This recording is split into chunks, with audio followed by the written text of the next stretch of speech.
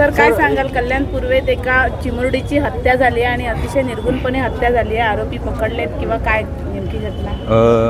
कल्याण पूर्व Kolshewadi police station हद्दीमधला जो कालचा प्रकार होता त्याच्यामध्ये काल रात्रीच आपण त्यामध्ये एका आरोपीला रात्रीमध्ये अटक केली होती आणि आत्ताच थोड्या वेळापूर्वीसुद्धा आपण बुलढाणा शेगाव या ठिकाणाहून दुसरा जो यातला मुख्य आरोपी आहे तो मुख्य आरोपीला ताब्यात घेतलेला आहे आणि आता आमची टीम त्या ठिकाणी पोहोचलेली आहे आणि ते सध्या तो मुख्य आरोपी जो आहे तो आपल्या ताब्यामध्ये आहे पोलिसांच्या. शक्यता हे आहे तर नेमकं त्या दृष्टीने कसा तपास? त्या अनुषंगाने सर्व CCTV फुटेज जे आहे त्याचे आम्ही पाहणी सुरूच आहे कालपासून. त्याच्यामधून काही CCTV फुटेजवरून आपल्याला 2 आरोपी निष्पन्न झालेले आहेत. त्यापैकी एक मुख्य आरोपीला आता आपण थोड्या वेळ ताब्यात घेतलेला आहे. एक रिक्षा पण त्यामध्ये यूज केली गेली आहे, ती रिक्षासुद्धा आपण ताब्यात घेतलेली आहे.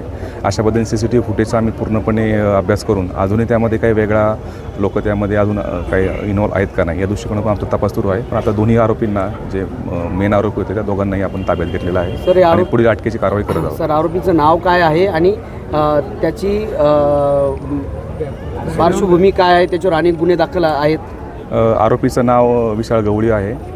तो या ठिकाणचा राहणार आहे कोळशेवाडीमधलाच आणि यापूर्वीचे त्याच्यावरती काही प्रॉपर्टी ऑफेन्स काही यापूर्वीचे गुन्हे त्यावरती दाखल आहेत. त्या पद्धतीचा रेकॉर्डसुद्धा पोलीस स्टेशनला आहे आणि त्या पद्धतीने आम्ही त्यावरती आता ताब्यात घेऊन पुढे अटकेची कारवाई करून योग्य ती कारवाई करणार आहोत.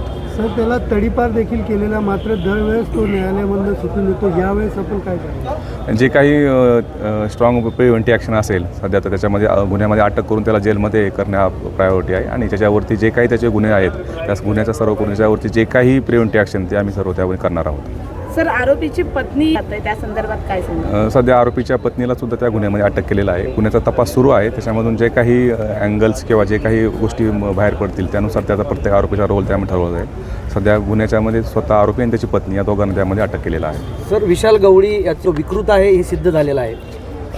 त्याबद्दल आत्ताचे हे त्याच्या यापूर्वीचे 2 लग्न झालेले होते, हे 3रं लग्न अशाबद्दलची माहिती आहे आणि त्या दृष्टिकोनातूनही तपास सुरू आहे की कोणत्या प्रकारे अजूनही त्या ठिकाणी असा प्रकारे आहे त्यानुसार आमचा जो असेल तो योग्य तो तपास सुरू आहे. धन्यवाद. हिंदी